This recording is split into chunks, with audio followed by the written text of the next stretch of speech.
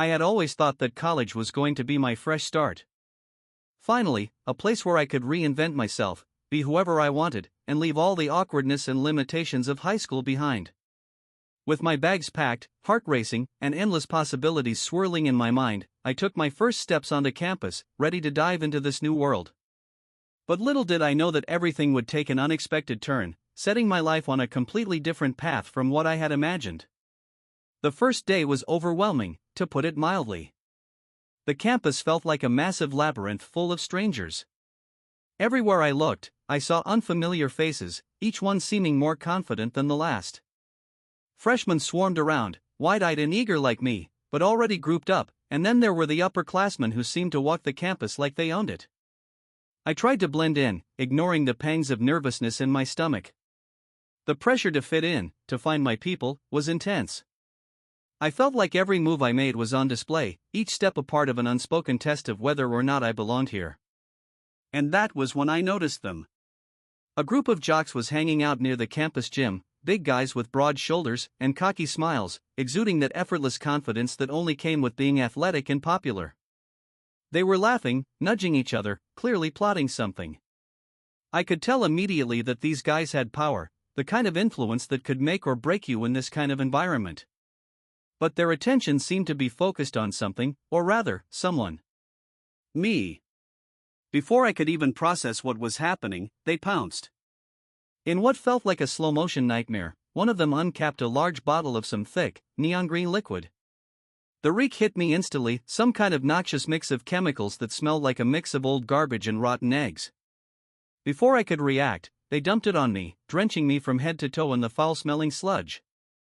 Laughter erupted around me, my cheeks flushed hot, and my heart hammered in my chest. My clothes clung to me, soaked in this disgusting mess as I stood there, humiliated, in front of everyone. I could see people smirking, whispering, judging, and all I wanted was to disappear. I could barely breathe from the smell, and without a second thought, I bolted back to my dorm, ignoring the looks from passers-by. Once in the privacy of my room, I ripped off the sticky, ruined clothes and jumped in the shower, scrubbing furiously to wash away every last trace of that repulsive liquid. It felt like an eternity before I started to feel remotely clean.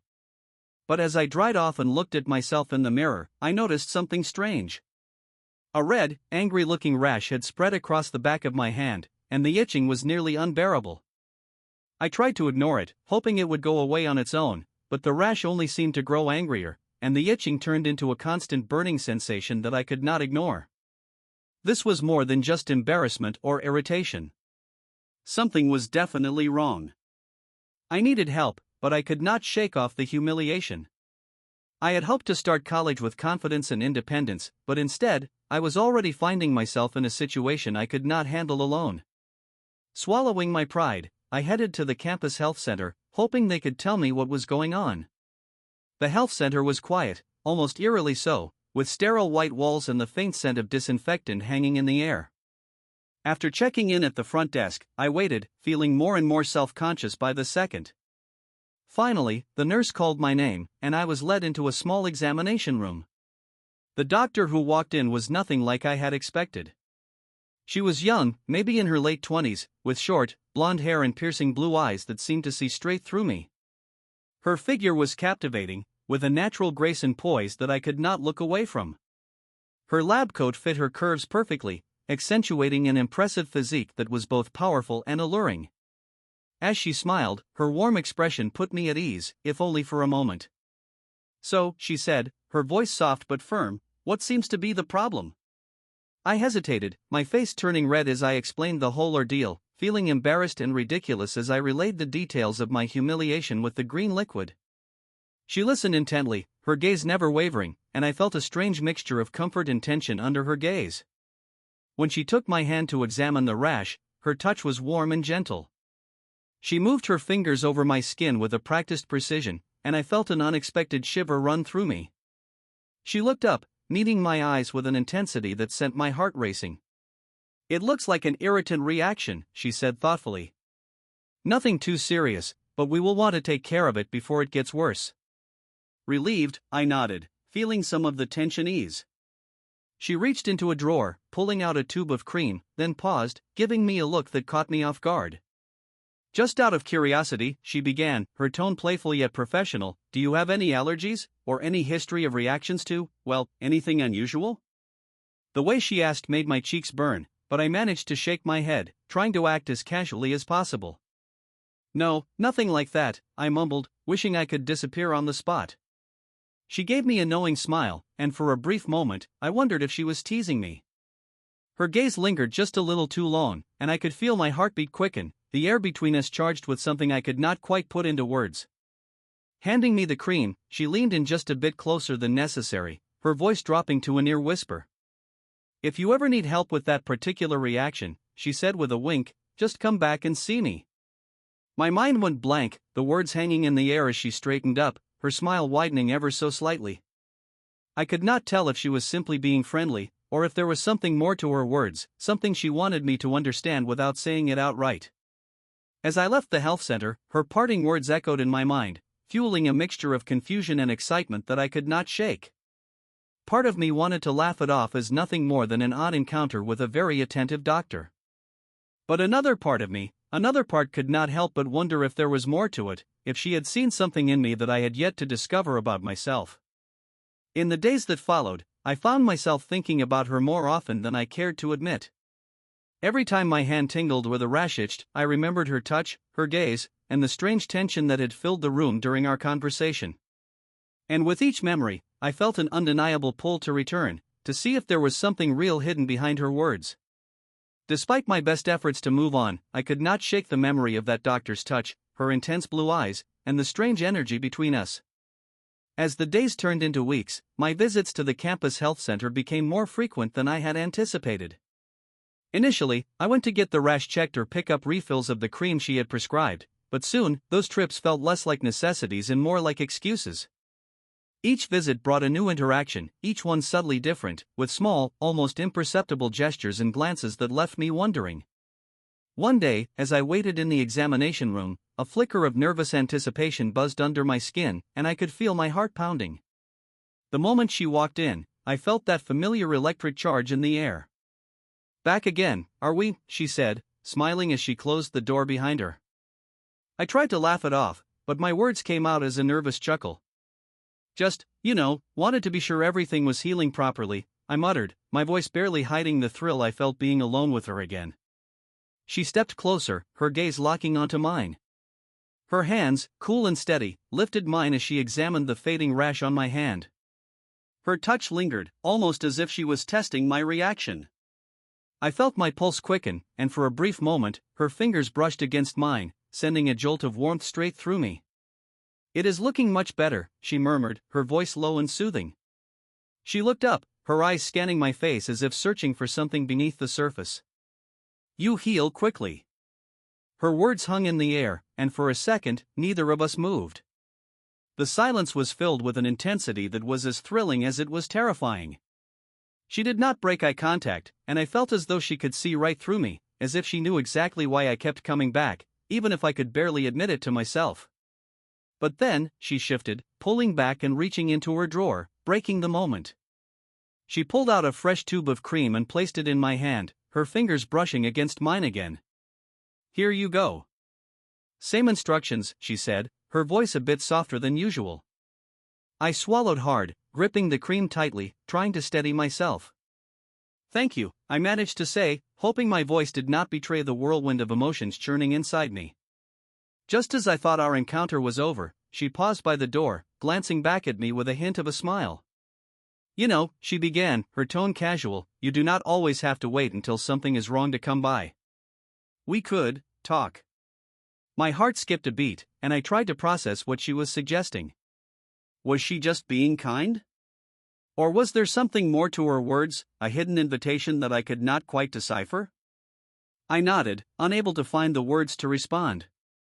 She left the room, leaving me standing there, clutching the cream and replaying her words over and over in my mind. As I walked back to my dorm, my mind buzzed with a mix of excitement and confusion. Part of me wanted to believe that there was something real between us, that this was not just in my head. But another part of me warned against reading too much into it. After all, she was a doctor, a professional. She probably treated every patient this way, right? And yet, I could not ignore the feeling that there was something undeniably intimate about our exchanges. Each encounter seemed to carry a hidden meaning, a subtext that neither of us addressed directly but both of us seemed to feel. It was as if we were playing a game, each of us testing the waters, seeing how far we could go without crossing a line. The next time I went to see her, I made no excuses. I simply showed up, heart pounding and nerves on edge, telling myself it was just a casual visit. She greeted me with that same warm smile, her eyes twinkling as she led me into the examination room. "So," she said, crossing her arms and leaning against the counter, "what brings you here today?" I fumbled for an answer, feeling like a fool for not having a valid reason. "I just wanted to check in," I said lamely, trying to sound casual but failing miserably. She raised an eyebrow, a playful smirk tugging at the corners of her lips. "Well," she said, her voice low and teasing, "you are certainly one of my most dedicated patients." The way she said it, with that glint in her eye, made my face flush. I opened my mouth to respond, but she stepped forward, closing the space between us with a smooth, practiced confidence. She reached out, her fingers brushing over my wrist, tracing the faint outline of the now-healed rash. Her touch was soft, almost tender, and I felt my breath catch as her fingers lingered on my skin. "You know," she murmured, her gaze locking onto mine, "it is good to see you taking care of yourself." I swallowed hard, feeling my pulse quicken under her touch. Her hand slid up my arm, her touch sending a shiver down my spine. I wanted to say something, to break the tension that hung in the air, but the words escaped me. All I could do was stare into her eyes, captivated by the intensity of her gaze. Before I could process what was happening, she leaned in, her lips mere inches from mine. My heart raced, a mixture of anticipation and fear coursing through me. It was as if time had slowed down, each second stretching out, heightening every sensation, every nerve in my body on edge. Then, with a soft smile, she pulled back, her eyes twinkling with mischief. "I think you are all set," she said, her voice barely above a whisper, leaving me feeling both relieved and disappointed. As she handed me a prescription for another tube of cream, her fingers brushed against mine, lingering just long enough to send a thrill through me. I left the health center, my mind racing, my body humming with energy. Every time I replayed that moment, that almost kiss, I felt a strange mix of excitement and frustration. I could not shake the feeling that there was something more between us, something we were both aware of but hesitant to act upon. Over the next few weeks, I found myself returning to the health center, finding any excuse to see her. Each visit was charged with the same unspoken tension, a dance of glances and touches that left me questioning everything. It was intoxicating, addictive. I could not stay away, and each time I left, I was left wanting more. Then, one afternoon, something shifted. I had come in with a minor complaint and ache in my shoulder from a recent workout. She examined me with her usual attentiveness, her hands working over my shoulder with a skill that sent tingles through my skin. But this time, her touch felt different, slower, more deliberate. Her fingers pressed into my muscles, working out the tension, and I felt myself relax under her touch. She leaned in close, her breath warm against my ear, and I felt my heart race as her fingers lingered a moment longer than necessary. "Your shoulder is quite tense," she murmured, her voice soft and almost intimate. I barely managed to nod, my body humming with anticipation. I could feel her presence, the warmth of her hand on my shoulder, the closeness of her body, and it was all I could do to keep my composure. Her fingers trailed down my arm, her touch light and teasing, sending a shiver down my spine. Then, just as I was about to say something, she leaned back, giving me a knowing smile. "I think you are all set for now," she said, her voice barely hiding a hint of amusement. I left the health center feeling dazed, my mind racing with possibilities. As much as I tried to focus on my classes, my new friends, or even the everyday routines of college life, my thoughts kept drifting back to her. Each time I replayed our moments together, the way her hand had lingered, her subtle glances, I could feel my pulse quicken, and a surge of energy that was impossible to ignore. It was clear that our encounters had moved beyond mere routine checkups, though neither of us had put it into words. The tension grew thicker with every visit, and I was as drawn to it as I was confused by it. One late afternoon, as a rare thunderstorm raged outside, I found myself at the health center yet again. It was close to closing time, and the building was nearly empty. The lights were dim, casting a soft glow over the sterile walls, and the steady beat of rain against the windows filled the quiet space. She was waiting for me. The second I walked in, she gave me that smile, warm, knowing, as though she had been expecting me all along. My heart raced, and I could barely meet her gaze. This time, though, the usual words and pleasantries felt unnecessary, as though we both knew why I was there. She gestured for me to follow her into the back room, her movements fluid and natural, as if this was just another exam. But I knew it was not. As she closed the door behind us, the soft click of the latch felt like a signal. She turned to face me, and for a moment, there was silence, a charged quiet that filled the room. She took a step closer, her eyes meeting mine, and I could feel the intensity radiating off of her. I could sense that this time, neither of us was going to pull back. Slowly, she reached out, her hand coming to rest on my arm, her touch light but deliberate. Her fingers traced a path up my arm, leaving a trail of heat in their wake, and I felt my breath catch as she moved even closer, her body barely an inch from mine. I could smell the faint hint of her perfume, something fresh and floral that only added to the intoxicating atmosphere between us. "You have been coming here quite a lot," she murmured, her voice soft yet firm, as if addressing a mystery only she knew the answer to. Her fingers brushed over my shoulder, tracing a line down to my hand, and the sensation was almost too much to bear. Maybe I just like the company," I managed, my voice coming out barely above a whisper. A hint of a smile tugged at her lips, and her eyes sparkled with amusement. "Is that so?" she replied, her voice teasing, laced with something that felt almost like a dare. Without another word, she leaned in, her lips grazing my cheek, her breath warm against my skin. I could feel the tension building, a heady mix of desire and anticipation that made my pulse pound. Her hand moved up to my face, cupping my jaw as her thumb brushed lightly over my cheek. The touch was so gentle, so deliberate, that I found myself leaning into it, wanting more, needing more.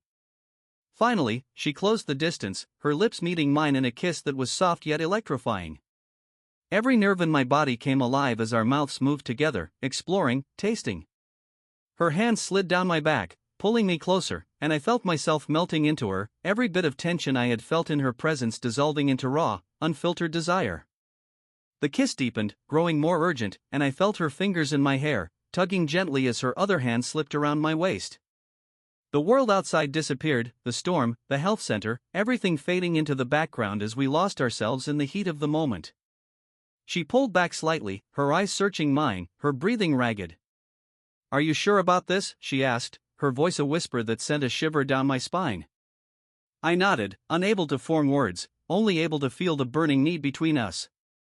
She smiled, a look of satisfaction and something more, something that told me she had been waiting for this as much as I had. With a fluid motion, she guided me back onto the examination table, her hands never leaving me, her touch both comforting and electrifying. She moved over me, her body pressing against mine, and I felt a surge of energy as her lips found mine again, more insistent this time, more demanding. Her hands explored every inch of me, her touch skilled and deliberate, and I felt myself responding, every cell in my body attuned to her movements. She was thorough, her touch both clinical and deeply intimate, as though she was learning every detail, every reaction. Her fingers traced over my skin, mapping out every sensitive spot, every place that made me shiver or gasp. I felt completely exposed, vulnerable in a way I had never experienced, yet completely safe, as if I could trust her with every part of me. Her mouth moved over my neck, my shoulders, her touch igniting sparks that traveled down my spine. I felt as though I was on the edge of something I could not control, a sensation both thrilling and terrifying. And then, just as I thought I could not take any more, she pulled back, her eyes meeting mine with a look of pure satisfaction. She straightened, smoothing her clothes, as though nothing out of the ordinary had happened, as though we had simply shared a routine examination. "That should take care of your reaction," she said, her voice playful, a smirk playing at the corners of her lips. I laughed, a soft, breathless sound, and nodded, still trying to process what had just happened. The intensity, the connection, it was unlike anything I had ever experienced. She reached out, smoothing a stray strand of hair from my face, her touch gentle, almost affectionate. As I left the health center, I felt like I was floating, my mind buzzing with the memory of her touch, her kiss. I knew that what we had shared was unusual, even dangerous, but I could not deny the way it had made me feel, the thrill of stepping into something unknown, something I could never have anticipated. Over the next few days, I could not focus on anything else. Every memory of that night replayed in my mind, each detail as vivid as if it had just happened. I was consumed by thoughts of her, by the sensation of her hands on me, her lips on mine. And yet, with each memory, a nagging sense of uncertainty grew. Had it been a one-time thing? A moment of passion that would never be repeated? Or was there something deeper between us, something that neither of us had fully acknowledged? The next time I saw her, she greeted me with that same warm smile, as if nothing unusual had passed between us. She was as professional as ever, her demeanor calm and collected, yet I could see the flicker of something in her eyes, a glimmer of the connection we had shared. I wanted to ask her about it, to bring it up, but the words felt clumsy, unnecessary. Instead, I let our interactions play out as they always had, each one carrying a layer of tension, an unspoken promise that lingered between us. But as the semester went on, I began to notice something strange. Whispers began to circulate around campus, rumors of students and professors involved in questionable activities. I tried to ignore it at first, brushing it off as nothing more than idle gossip. After all, college was full of rumors, and most of them were unfounded. But then I heard her name. It was subtle, just a murmur in passing, a hint of scandal that I could not ignore. My heart pounded, and a knot of unease formed in my stomach. I tried to convince myself that it was nothing, that whatever was going on had nothing to do with her. But the more I listened, the more I realized that something serious was happening. One afternoon, I saw her in the hallway, her face drawn, her usual calm and confident demeanor replaced by something darker, something that made my stomach twist with worry. The sight of her in that state rattled me. She had always seemed untouchable, confident, in control. But now, there was a strain on her face, a shadow in her usually bright blue eyes, and I could sense that something serious was happening. My pulse quickened with worry, and I wanted to reach out, to ask if everything was all right, but something in her expression held me back. Over the following days, I noticed her absence more and more. She was no longer at the health center, and each time I returned, hoping for just a glimpse or an answer to her sudden disappearance, the staff would tell me she was unavailable. A feeling of helplessness settled over me, a mix of frustration and fear. I replayed our last encounter in my mind, wondering if there had been something I missed, a sign of trouble I had failed to recognize. Then, one evening, the rumors erupted into full-blown scandal. Word spread like wildfire across campus that an investigation had been launched. Whispers filled the halls about inappropriate relationships, accusations flying about students and professors crossing boundaries. Her name was mentioned again, no longer as a faint rumor but as the central figure in a campus-wide controversy. It felt surreal, almost impossible to believe that someone who had been so composed, so careful, could now be the subject of an investigation that everyone was talking about. I could not stop myself from searching for answers, even though part of me dreaded what I might find. I combed through every conversation, every news snippet, every campus forum, hoping for a shred of information that would tell me what was going on. Each piece I uncovered only deepened my sense of dread. Rumors about her private life, her interactions with other students, and even wild speculation about her intentions painted a picture that was impossible to reconcile with the woman I thought I knew. One afternoon, as I scrolled through yet another anonymous forum post detailing her supposed indiscretions, my phone buzzed with an unknown number. Heart racing, I picked it up, half hoping and half dreading that it might be her. "Hello?" I answered, my voice trembling slightly. There was a brief pause, followed by the unmistakable sound of her voice. "It is me," she said softly, her tone subdued, as if the weight of the world was pressing down on her. "I am sorry to reach out like this. I thought you should hear it from me." My mind spun, 1,000 questions crowding my thoughts, but all I could manage was a simple, "What happened?" She took a deep breath, the silence on the line heavy with tension. "The administration has suspended me," she explained, her voice barely above a whisper. "There are allegations, nothing proven, of course, but enough to damage my reputation." Her words trailed off, and I could hear the strain in her voice, the frustration, the anger, and maybe even a trace of regret. I swallowed hard, my heart sinking. Is it because of us?" There was another pause, one that seemed to stretch forever. Partially, she admitted, a note of sadness in her voice. But not just that. They have been building a case against me, apparently monitoring my interactions with students. I thought I was careful, but it seems I underestimated them. Her words sent a chill down my spine. I could barely process the enormity of what she was saying. I am so sorry, I whispered, feeling a pang of guilt and helplessness.